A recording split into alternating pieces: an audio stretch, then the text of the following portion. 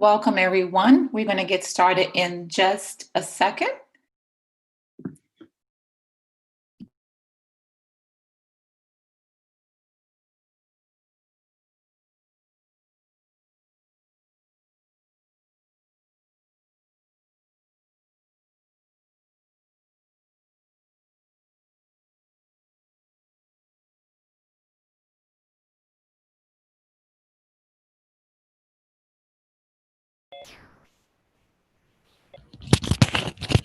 All right, everyone. Thank you for joining us for another 30-day redemption. This is day 9, and I'm going to be doing a presentation, and we're going to cue up our screen so that we can take another one of our journeys on this mind, body, and spirit destination. So just hold on for 1 second. Let me cue up my screen, and we will get started.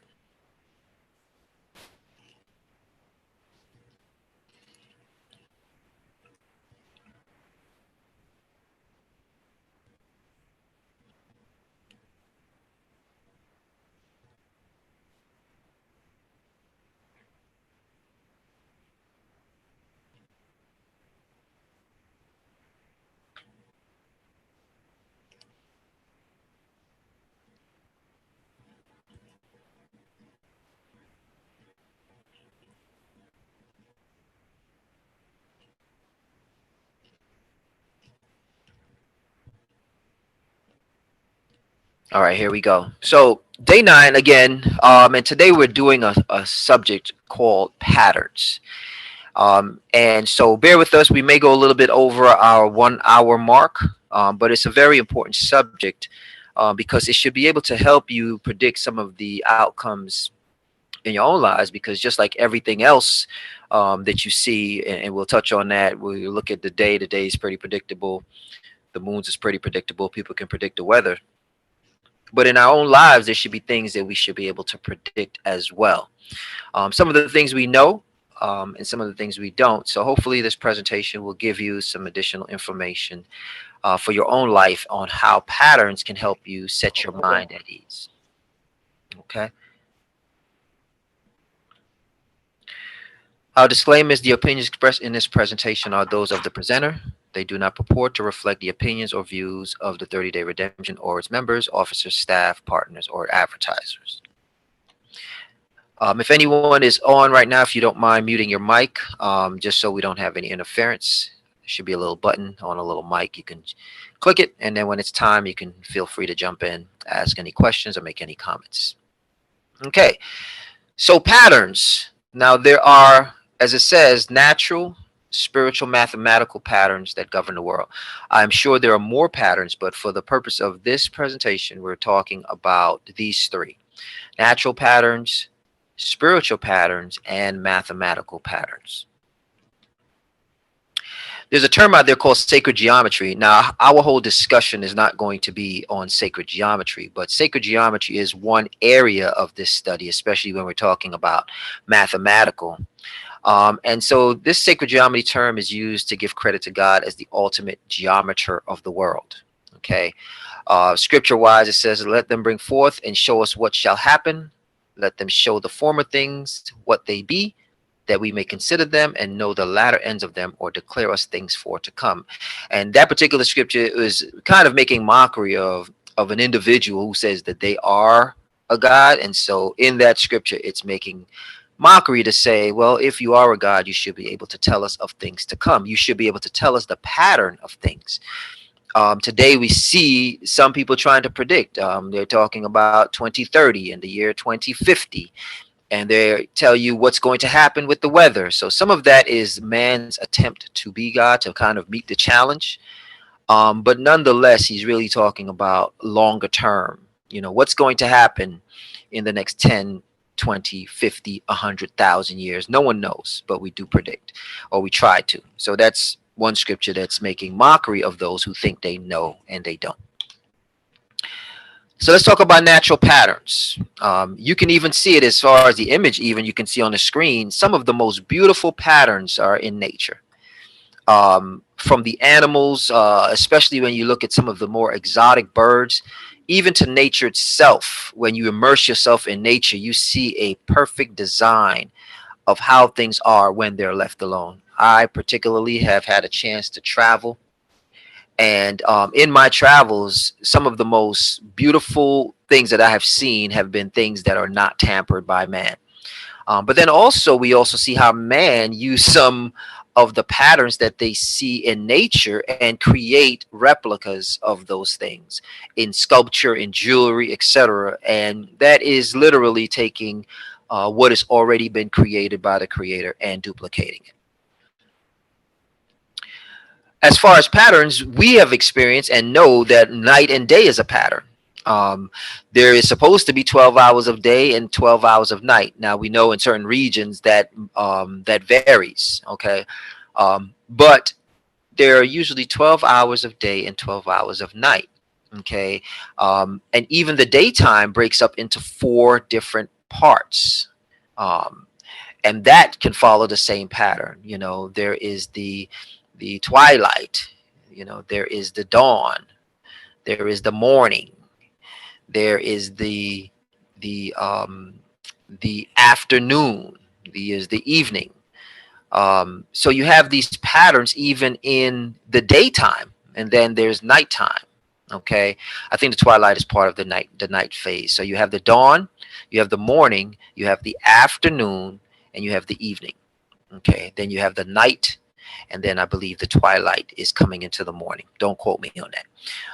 But again, just showing that you can predict. You know what? I'm gonna go to bed and I'm going to try to get me 8 hours of sleep. You know, well, nighttime is for you to sleep. Okay, so nighttime has its predictability, and so does daytime. Okay, and so we can kind of schedule ourselves around those predictable patterns. There's also the patterns of the sun and the moon. And for those who are scriptural people, you will know in the scriptures, it tells you in Genesis that these ordinances was given to you for times. Okay, the sun lets you know the hours of the day. They structure calendars and time in the daytime and the nighttime around the sun, and months around the moon. Okay, it'll tell you in scripture that moon and months is the same word. Okay, so those are also patterns that we can use in nature. So far we have nature showing us and allowing us to not have to depend on clocks and calendars. We can depend on nature and get in alignment with that pattern. There are also the seasons: winter, spring, summer, and fall. Okay, even in and outside of the seasons, there's also life cycles of a human being. Okay, there's the birth, there's the growth, there's the maturity, there's the exit. So even as a human being, you follow some of the same patterns as nature. The irony about this seasons thing is that it's supposed to really be not winter first, but spring first. It's supposed to be spring, summer, fall, winter. Winter is supposed to be the last phase. But when they tell it to us, they say winter, spring, summer, fall. Sounds good, but it's supposed to be spring. The year begins in the spring. That's the birth season, just like you have a birth cycle. Then you go into the summer, which is the growth season. And then you go into the fall, which is the maturity season. And then you go into the winter, which is the exit or the death phase. Okay, so even nature and us as human beings have similar patterns. Also, there are patterns in every continent. There is the rivers that run from the mouth all the way to the base. Okay, and so these things also in every continent have a divine design to work the same way. Why? Well, if you look at a continent, and this is my own theory, is that a continent kind of is like a human being. You know, it has its mouth, and the river kind of is like the digestive tract, and then the base where it exits. Okay, so even nature itself mirrors and parallels us. Then we have the weather patterns, okay, for people to be able to predict the weather. Okay, we have the weathermen trying to use the satellites and look at the earth and see how the winds move and see where the northwesterly winds and the seasons and what happens when the hot and the cold here. It can tell you, okay, well, tomorrow, it's going to be about 90 degrees. Why? Because they're looking at all of this data from all these years and these patterns, and the meteorologist is able to predict or attempt to predict what it's going to be. Now, I remember many a times where they talked about the Godzilla or the Stormzilla and nothing happened. So they're not always accurate. Birds fly in a pattern. There's an order in how birds operate. And so in each one of these things that we've looked at, there is more data that we can go into as a study. Why do the birds fly like that? That's not the extent of my knowledge. But we can go into studies to understand that, because in each one of these things, there are more clues to life. Okay, why do birds fly in that formation? Why do wolf packs have their formation and their order? Okay, we have colleagues who've studied this extensively. Okay, and they speak about the wolf pack where the younger fall in the front and the older falling behind, and they have that order. And wolf packs are usually families. Okay, it's not just a bunch of wild wolves, they're families, and they have a hierarchy, and they earn their hierarchy in their strength. Okay, so that's another pattern that you can use to help with your own life, to look and see how you should operate. Are you a pack of wolves or a pack of lions or a pack of hyenas? You could examine your own, family style.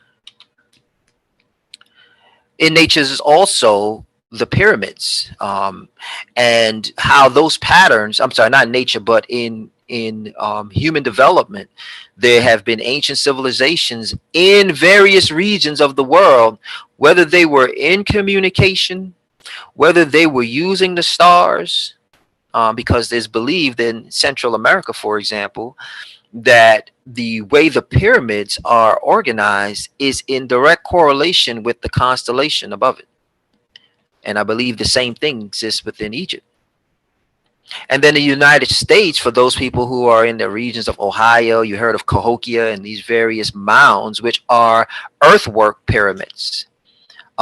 Same kind of situation, steps made up into, and a lot of times they had it where the priests set up. Now, whether that was the original intent or not, the priest houses were at the top of the mounds. After a while in Central America, they began to do sacrifices of people, but we don't know if that was the original intent or if it became corrupted. Okay, but pyramids also follow the same pattern of design, even the elevation, in various civilizations who were not necessarily in communication with each other, but they had some kind of inspiration from outside of their society to create these things. And now we're living in a pattern of pandemics. Okay, an interesting thing that happened in the flu pandemic of 1918 is a lot of the same strategies that they used back then are being used now to help people to come out of this flu season, out of this pandemic season. And the irony in it is there's other patterns that happen during this particular season. And that goes to the point of the conversation. Can you use these patterns to predict what things are to come? One thing in particular, in the 1920s, there was something called the Red Summer, where there was racism so prominent that a lot of whites were going through various towns. You've heard of the Tulsa riots. You've heard of the one in Florida where they call the movie Rosewood. They had it in North Carolina in a town called Haiti, which was named after Haiti. In North Carolina, Black Wall Street and a lot of these towns were burned and looted to destroy the black businesses that have prospered over the years. And the irony of that pattern still existing now, where many black businesses, it happened in Chicago, it happened in Oklahoma, it happened in North Carolina. Um, and also during that time, it was the ending of a world war, and wars also have a pattern. So we're looking at these things because it will help you to begin to prepare yourself in how to behave, because we're now going into the summer. So I don't know how far this information will go, but can we predict that there will be some race riots and looting and burning of black businesses? Well, it happened 100 years ago. Okay, so something to consider. Now let's talk about spiritual patterns. You've seen this symbol, the yin and the yang. What does that symbol mean? Is it a religious symbol? No, it's a symbol of balance. It's a symbol of balance. Amongst the Chinese, I believe they said to be as hard as steel, but as soft as silk. And that's balance. You should be able to have that balance in your life. I believe some of the people who study the Egyptian works call it the Ma'at, which is also another form of balance. I don't have that symbol here, but we do have this symbol. Okay, and this is the symbol of the hexagram. And that also has a spiritual pattern significance.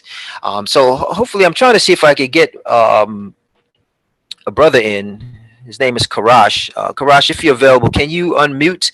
And I don't know if he can see the screen, but I'll describe to him. He may be coming in via phone. Karash, are you available?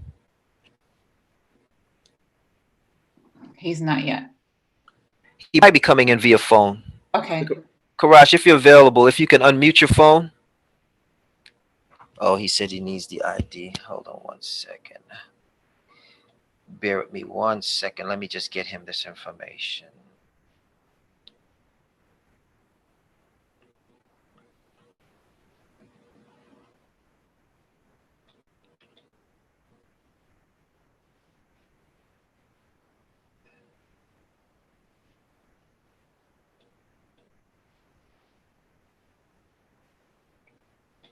I'm sorry, everyone. Just he has such great information on this that I want to make sure that we hear from him.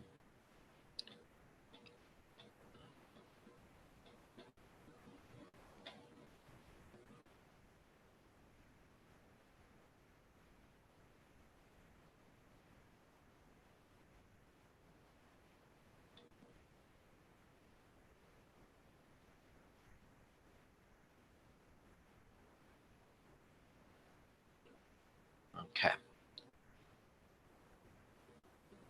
So I'll come back once I get Karash on, so that I don't have everyone waiting. And I will come back to this hexagram because he has such great information.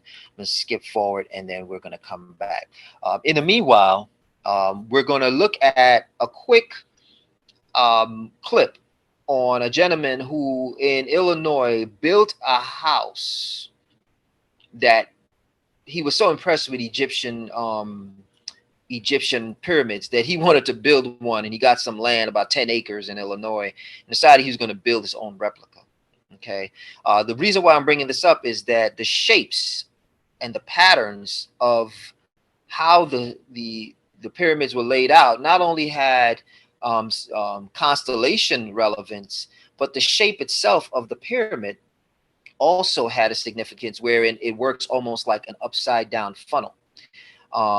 And so the shape of the pyramids actually helps to pull water up in from out of the ground up into the pyramid. And so this is an example of how this happens. So I'm going to share that with you all, and then we'll see if we can get Karash on the phone and go back. And actually, I never knew that I was going to live in a pyramid someday. I thought it was just going to be a house. And then her first floor went on, and it started looking like just like a hut. I would come there, go swimming, and the next floor was on. I remember people asking if we're building a Buddhist temple. But then it started taking its shape.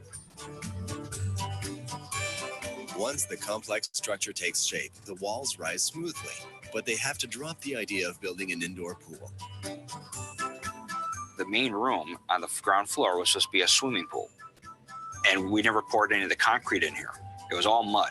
So as soon as the house took a shape, water started bubbling up in the center of the house. The water gradually flooding the property's ground floor comes from a natural source beneath the pyramid. We said, forget about the swimming pool. We capped the spring. Then we moved it over to the mechanical room, and we started using that water as geothermal. So what happened there? Something about the shape of the pyramid pulled the energy, the electromagnetic energy from the spring up and began to flood the area where the swimming pool was. So there's something significant about shapes, as far as sacred geometry shapes and how it affects nature around it. Okay. One of the theories out there is that there are various ley lines throughout the earth, and these pyramids and these shapes were used by ancient civilization to balance out the earth. And who knows if that's why, or part of the reason why, things are so out of balance. And another sidebar, and I don't know if anyone knows this, but there was a time where the United States sent a nuclear bomb into space and disrupted, I believe it's the Van Allen belt. I don't know if anyone knows this, but this also happened. So a lot of things are out of alignment because those who were entrusted to be stewards of the earth has totally violated the earth. But in the ancient civilization, their goal was to balance the earth. So there are different healing points that were put throughout the earth to help balance out the energy. Some of you may see obelisks in various places that were put. I know they have it in South America. You'll see obelisks, just like they have in the Washington Monument, throughout various parts of the earth to use to balance out the energy, because there is electromagnetic energy around us. And there were people in ancient society that knew how to balance it. Going with that theory of energy pulling up, I don't know if any of you have ever heard of the term dunce cap, where they would used to have children go. I mean, now it would be considered cruel, but they used to have children go and sit in the corner and wear a dunce cap. And I just wonder if this was another way of helping to pull knowledge up to the brain, if they deemed it that, you know what, just like how water is used in the pyramid, or water was pulled up into the pyramid, maybe some sense will be pulled up into your brain. I don't know, but that may be one of the theories. All right. Karash, are you there? Yeah, I just came in finally. Wonderful. Can you hear me? Yes, I can. So I'm going to go to the slide, and I wanted to see if you can elaborate for the audience on this important topic of the hexagram, and just talk about how that shape, because we're talking about spiritual patterns. What is the significance of the hexagram, and in how many different ways has the hexagram been used in the ancient society, both in language and both in some of the artifacts that were being used by the ancient people? Well, going back to Genesis 1:1, when the Lord created everything, He created everything with the building blocks of creation. And when all societies, whatever way that they have done it, today they do it through a microscope, and you can see that the building blocks of all things is by elements or molecules. They call them atoms, and the atoms consist of a nucleus, which is fire and heat. Then around that you have other combining elements of protons, neutrons, and electrons, just other forms of negative, positive, and neutral energy. And this forms what you call, when they saw this, or the Lord showed it to them in their visions, you know, because they probably didn't have microscopes back then. They saw it as a 6-point shield. So they took that as Isaiah 45:7. You know, the Lord created darkness and light. He created good and evil. These are things created. Before that, it just was Yahweh. He's neither of those, but he is all of those because he created them. They were nothing until he created them, darkness and light. And then when they, you know, these scientists today speak of what created an atom and what created a molecule or element, all the same word. And you go back and they created quarks. Esau called them quarks, okay? And quarks consist of light and sound. That's all that's found when you go beyond the atom. What is an atom made of? It's made of light and sound. So when you go into light and sound, you go into the word. You go into, you know, the light of the first state of light and darkness, which is the physical and the spiritual. Okay, so our ancestors tapped into this in conclusion from Adam. When he made Adam, you know, from dirt, water, and he added spirit. Everything was made from dirt and water, adding spirit. That's the recipe. Yahweh's spirit. And from there, he gave Adam, he talked to him like you talk to your child. And your child naturally makes noise, but he don't know how to write it. He don't know how to articulate it, but he says, Abba, God, Baba, baby, Dada, Mama. That's why the baby's saying that. Why doesn't the baby speak vowels? It just speaks consonantal sounds. Ta, ba, da. That is the beginning of the sounds of our 22 languages, 22 letters of Hebrew. Okay, it's the consonant sound these consonants naturally make, not the names that man gives them. A, B, C, D. No, that's man gave them that. No, it's Abba, God, Da. You know, that's just natural when you was a baby. When you laugh, when you cry, you say in Hebrew. That's natural, put in you, imprinted in your spirit. And our ancestors looked outside themselves when Adam in Genesis 2:19, when he named the creatures, first he had a language that he learned. Then the Lord showed him, write down 22 symbols of the sounds I'm giving you that you talking spiritually, but you don't know how to write them yet. So write them down. So he took them from the shapes and figures and pictograms and pictures of things that he was naming. That's why each letter has a picture. It's supposed to pictures first of the things that were around him. Weapons, man's face, and, you know, the which is a head of a bull. Adam had cattle. You know, he had a house, Bayat. He had a door to the house, Da. Okay, he's looking around and making his language out of what's around him, because he's the first man on earth. You see, so the shield of David represents the duality of Yahweh's power, negative and positive, up and down, left and right. We live in the third dimension. All we can do is go up and down, front and back, and we can go side to side. But Yahweh's in the fourth dimension. He's in the shield. That's the seventh. Okay? You can't even see that. You can see all the 6 points, but you can't see the seventh point in the middle. That's what the menorah represents, the Most High's power. Everything revolves around him. Our whole dimension of how we move the world revolves around and evolves around him. The unseen point in the middle of the 6-point shield. The 6-point shield represents a man. Head, 2 arms, 2 legs, groin. Woman is the opposite complement of that. It's combined. That's where the power comes from. That's why a battery works positive, negative. You can't have power unless you connect the two. But who created the connection? That's Yah.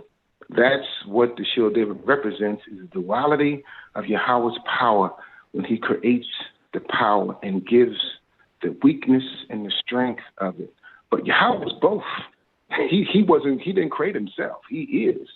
And that's it. But he put it out into Isaiah 45:7. I created darkness, light, power. He created Satan and, Christ to express the diversity of his power coming from beginning to end, Alpha, Omega, and Ah and the Tha, which is the first and the last letters of the 22 Hebrew letters, 22 meaning duality, 11:11. I mean, I'm going to start right there, 1:1, going on down. Okay. 11 plus 11. And I want us to go more into that. I put on the screen, and I don't know if everyone can see it, but we're looking at the hexagram, that pattern, and going back to what you were saying about the letters being created. Can you just elaborate a little bit? I have on the screen where you have the hexagram and then the various Hebrew letters. What part of history did that come from? Can you elaborate a little bit on that? Going back to the hexagram itself, hex means spirit. People see hex and they think of the negative. Yahweh is a positive, because the negative doesn't create, it just imitates. Satan doesn't create anything. Yahweh is a creator.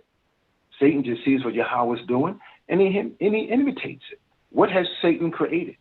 He didn't create evil. Yahweh did. Scripture's on that. Satan was created by the Lord. So we look at that thing. Satan has a job to express that power of the Most High. So the shield of David, which is the symbol, symbol of David, it's not a star. Stars are round and they sparkle in all types of shapes and sizes, and we look at them through, our atmosphere. But if you come outside the atmosphere, you will see they all kind of circle, as we see the sun is a circle. But it shines and, emanates from our eyes, and all we see is through one spectrum. We see through one spectrum of light. So we got to expand it and see how other spectrums of light express the shield. But what in the 5th century, coming out of captivity in Babylon, Ezra, took the core of creation, the building blocks of creation, which is the molecules, elements, and he said, let me start from the sound and the light.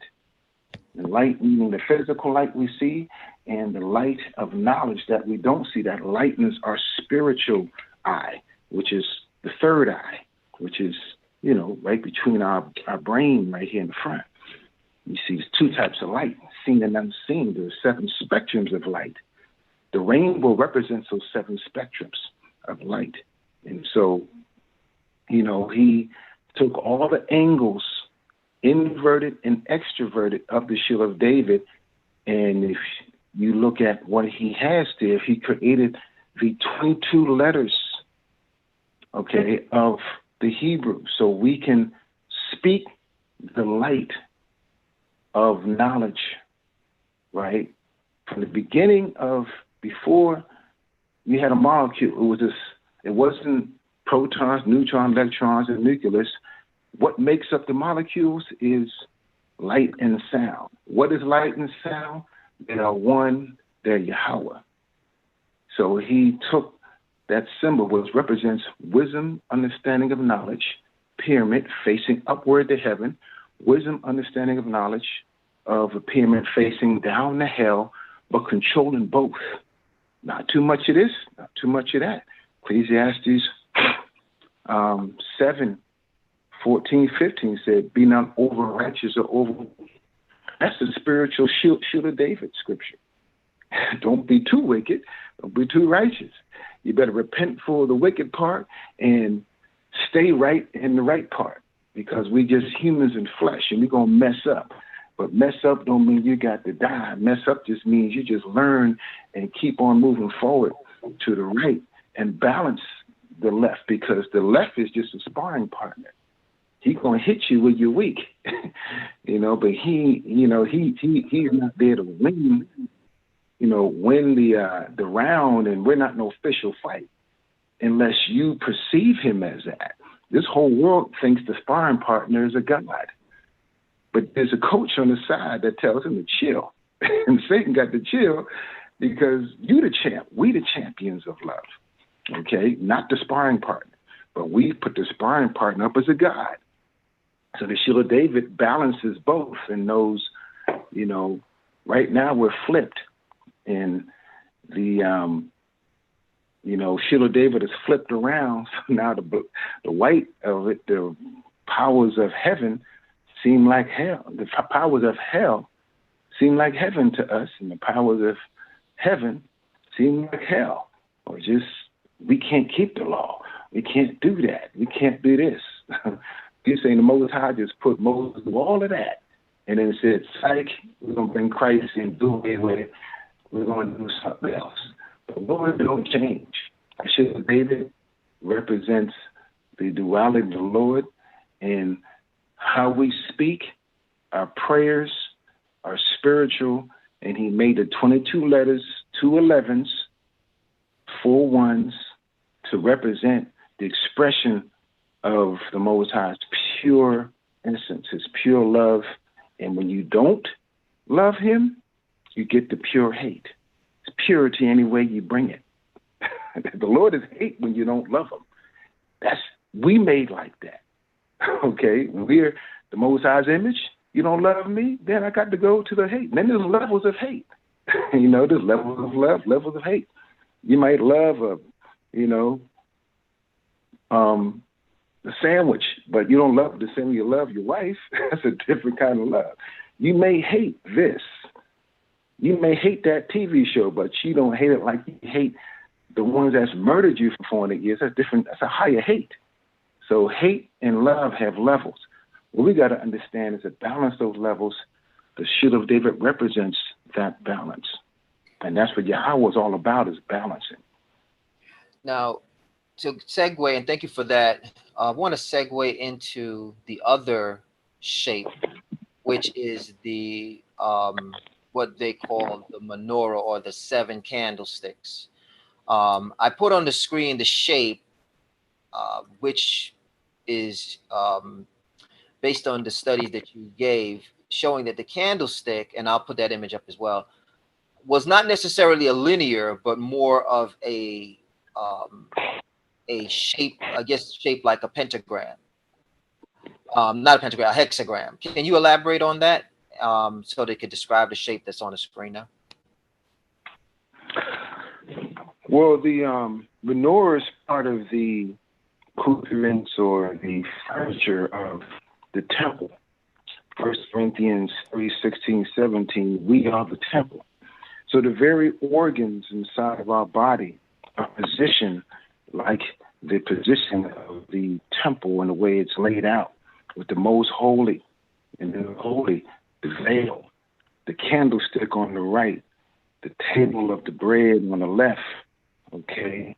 And you have, the golden altar, and you have the laver, which is where the priest with the 4 bowls and this big brazen, altar where the sacrifices were burnt and cooked and fried with all the ingredients in there. Then you had the brazen altar, which was outside the court. That's why Christ was killed outside, because he was that sin offering for us. But coming back to the shield, the menorah, or what the Bible calls the candlesticks in Leviticus 24, that represents the spiritual light, which is the light of our knowledge, and how we use or don't use it. Because, you have one part of light, which is how you use it. Then you have the higher light, is how you don't use it. Sometimes it's not good to use your power you got so the Most High's will can express. Yahweh Shah could have called down 12 legions and just took out the Gentiles, ruled them. But he knew the power he was getting, it had to come around now when he's getting to do it, because the Lord. Your signal is getting a little bad. Karash. So yeah, if How you about could, now? a little bit better. Yeah. And Christ knew the Lord's word had to be fulfilled, and Deuteronomy 28 had to be fulfilled. We had to wait. Wait. You load up 2 bullets in there, that's power. But you load it all up, you got all the power that it can hold, and you can do what you got to do. So when Christ came, he loaded up the gun, 2, 3 bullets, but he had to wait until now it's fully loaded, and he got ammo, and he got, other guns. It's all put in play.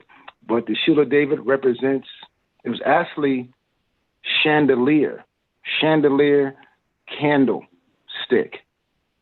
A chandelier is 3-dimensional. That's where the Shield of David really was when you look at ancient pictures of it.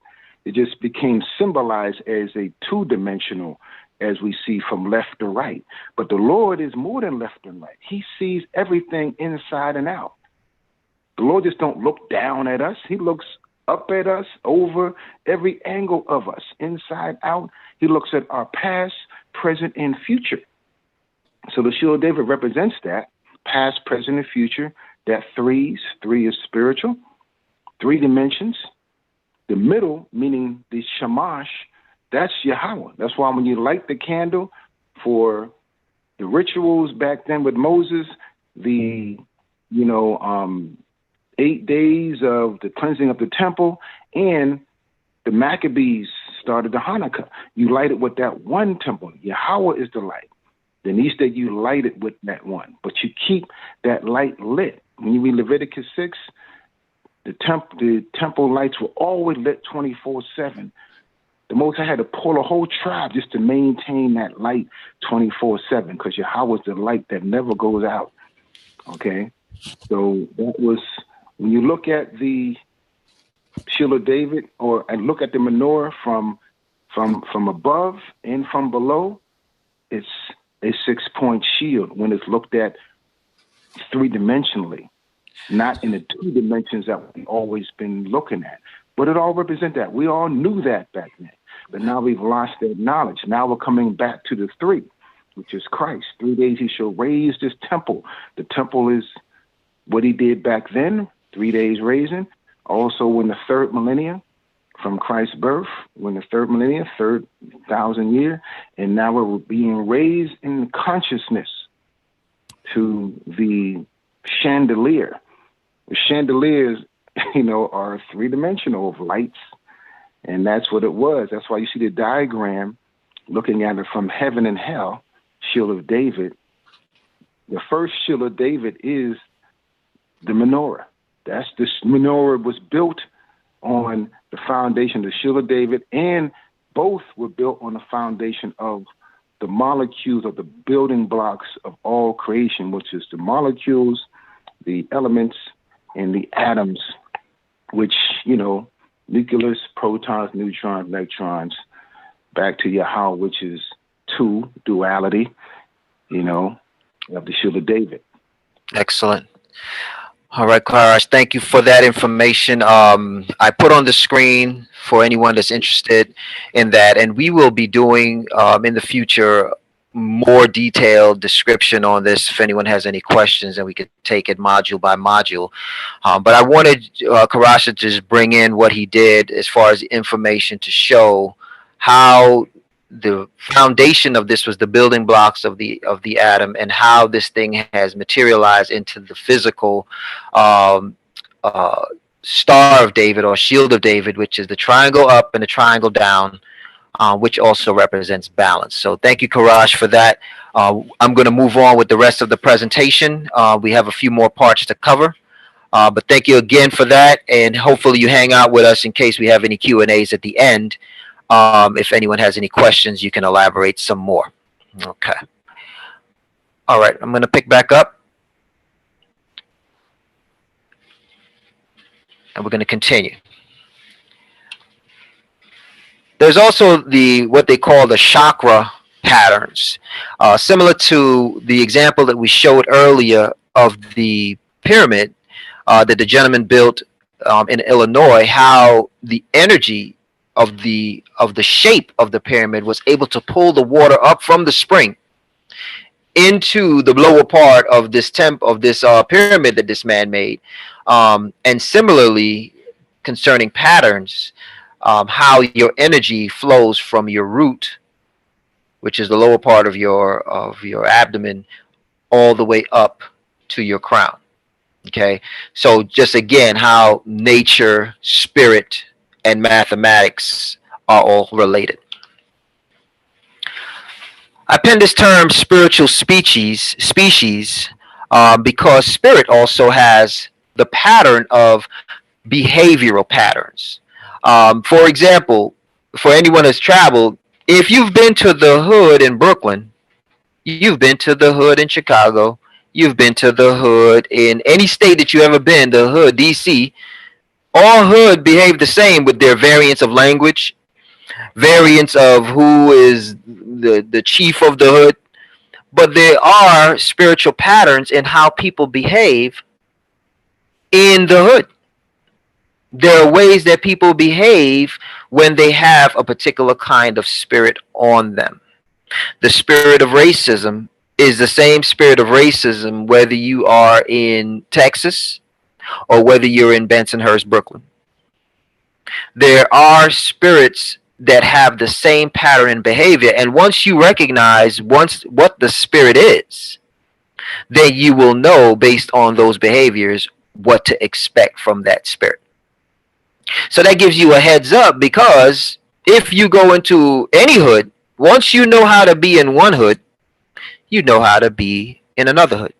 Once you recognize that you're in a place where you're dealing with racists, then you know how to deal with people who are racist, et cetera, et cetera. And those are just two examples. So the reason why I brought up the spiritual species is because once you understand the pattern of one, you can apply that same pattern no matter where you go once you recognize it. So it helps you to now become more experienced in dealing with people that have different spirits. So for those people who are introverts, and I'm kind of an introvert, sort of, you should begin to know the rules of engagement outside of your comfort space.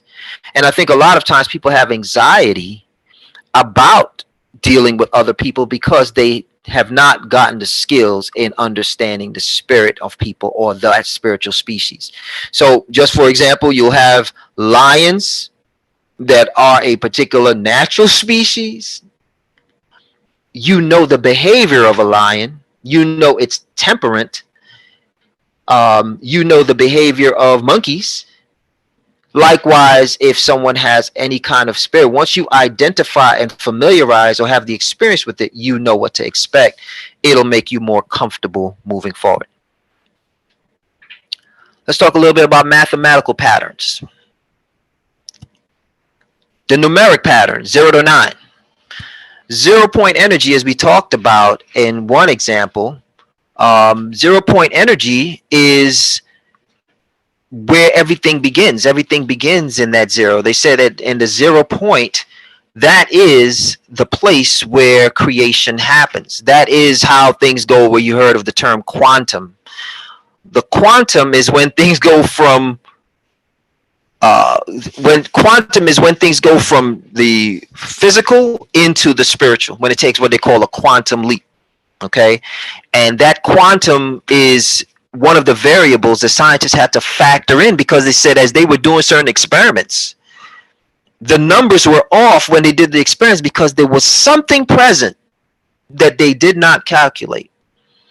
And that's that quantum energy, or that quantum physics, or what I call the 0 point. So numbers beginning from 0 to 9 have their patterns. Every single number has their significance.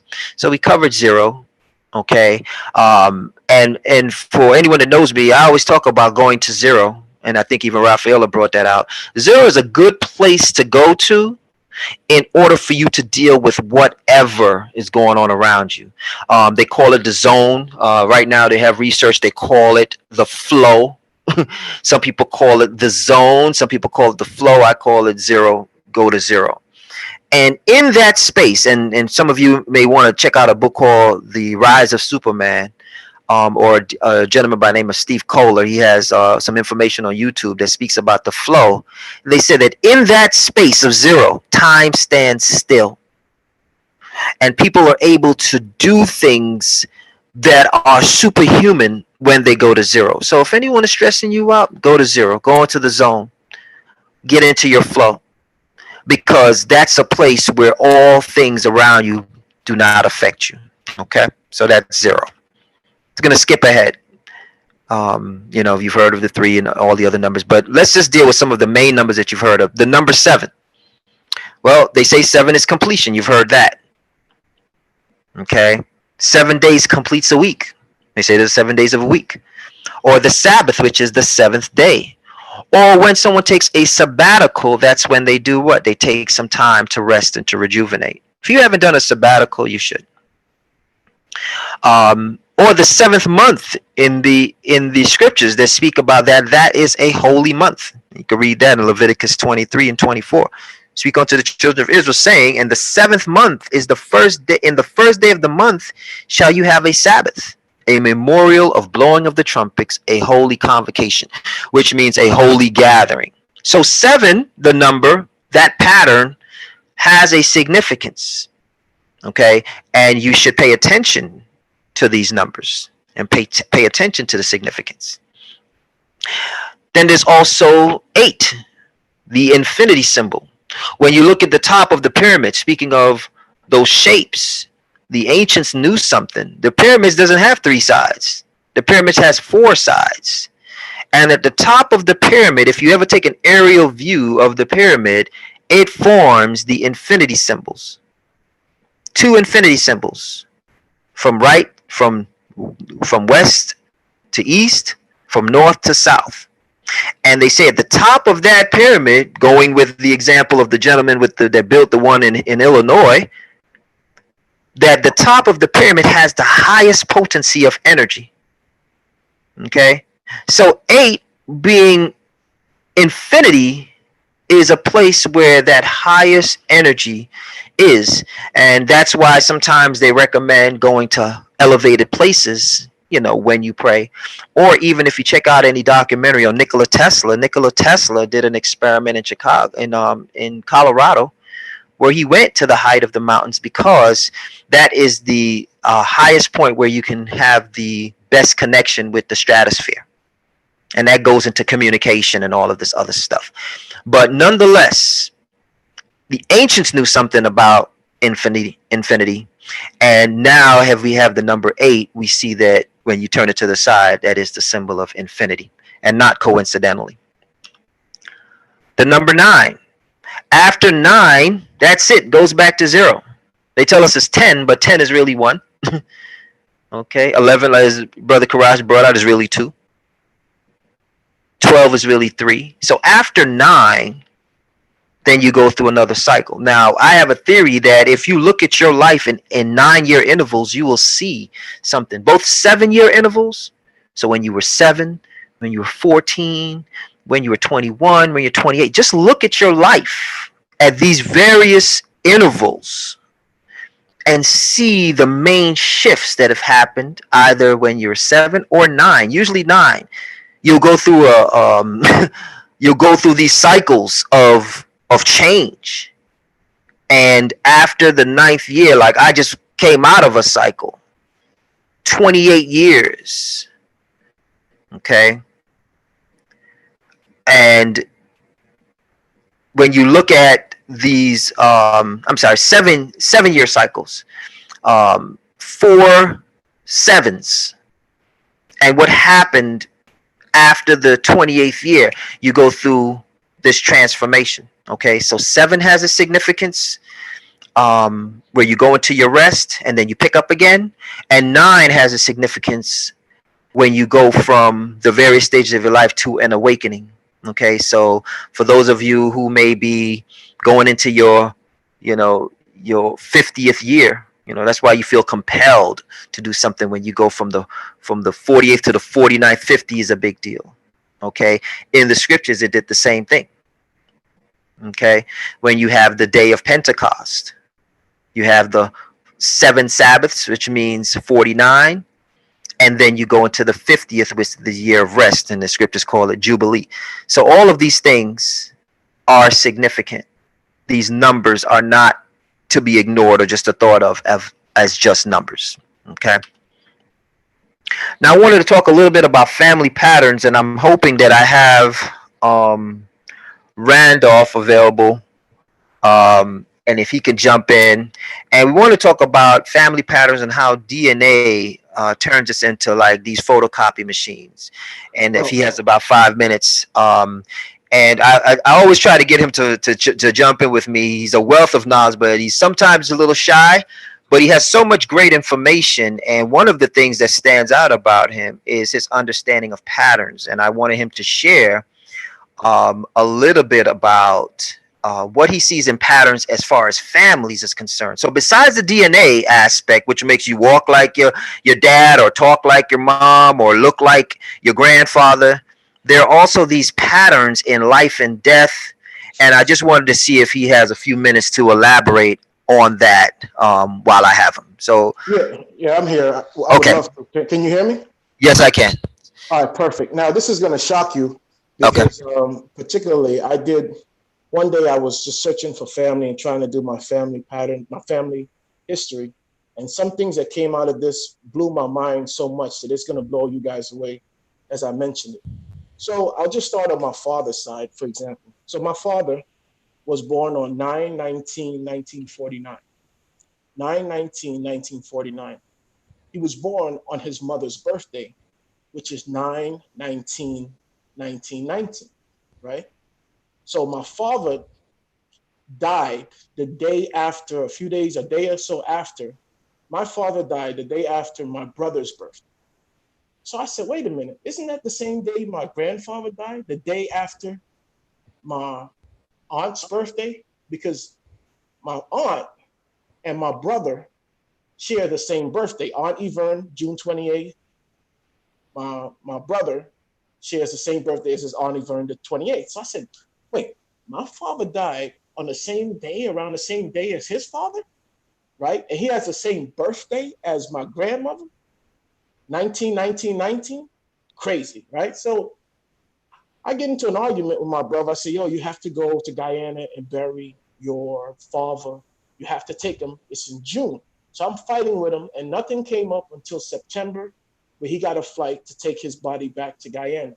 The day he was able to bury my father was on his mother's and my father's birthday, was able to bury them on the same day on top of his mother's grave. Weird pattern. So that's crazy. So my brother and his aunt has the same birthday, but my grandmother, which is the same birthday as my father, died the night after her youngest daughter birthday, which is Auntie Lorene. That night, December 5th, she was eating. She had like high sugar. She died the night after. So now my father's died. Grandfather died after my father's. My grandfather. So the pattern is my grandfather and my father all died after the birthday of their kids. My brother and my aunt has the same birthday. My grandmother and my father has the same birthday. And just when I thought my uncle was out the loop, my uncle's son died on the day that my father's daughter was born, September 14th. So just out of the blue, my uncle's granddaughter was born on September 19th, which is the same day with my father's brother, which is the same day as his grandmother and his grandfather.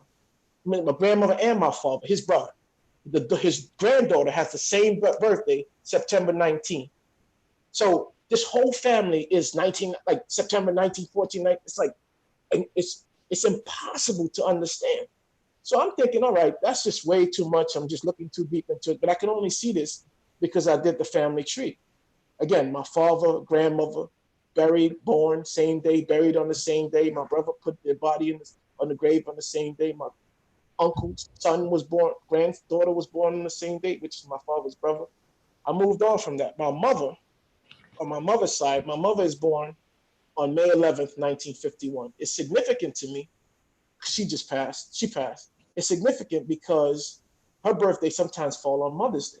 So I'm thinking, you know, Mother's Day, my mother's birthday, 1951. But my uncle, which is her brother, his birthday is May 11th, 1939. So he kept saying that on my mother's birthday, on his birthday, my mom gave him. So they both share May 11th, right? So I said, oh, you know, my mother 51151, which and my father, who I used to not like the fact that he would play lotto and stuff. One day, I sent him a letter, and I found out that his mailbox number 822 was the same number as my house number. And he said, and it was like 1970. I said, oh my God, this is like just way, way too much, right? So we move forward, which the only unique thing that I noticed that really took me for a loop, that my daughter, my last daughter, was born on 12/12/12, which is December 12th, 2012. But the time that she was born was 11:59 and 53 seconds a.m. So we kept looking at the doctor like 12 o'clock, you know, but it was like 11. So I always keep the race 11. So she was born 12/12/12/12. And I'm thinking, and as I walk past, I'm like, these patterns, nobody pays attention to them. Nobody sees the time. Nobody has an understanding of how this works.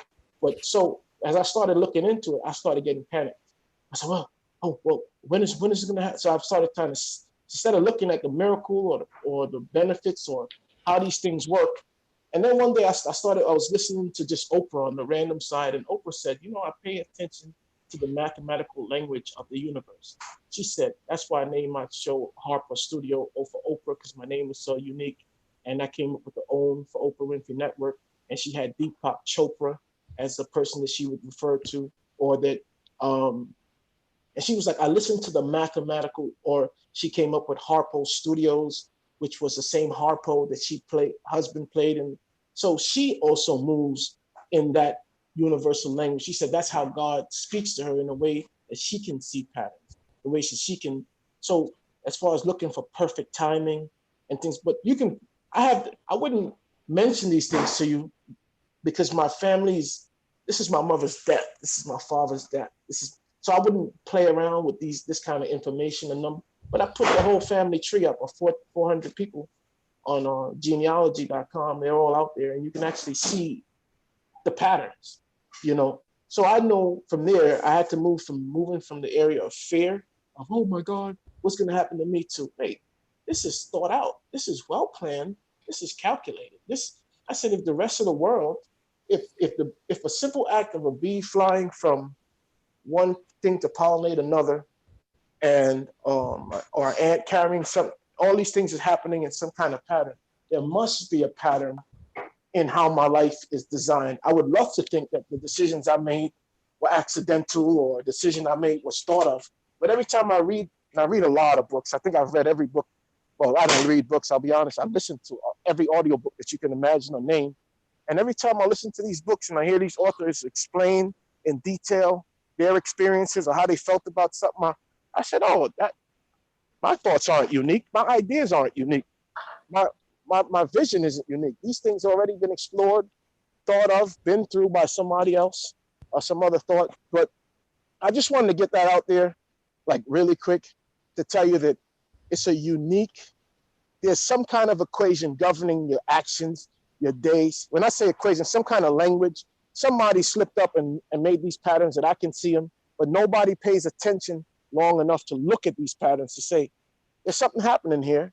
I don't know what to do with it, but I just know that it's happening, you know? Yeah.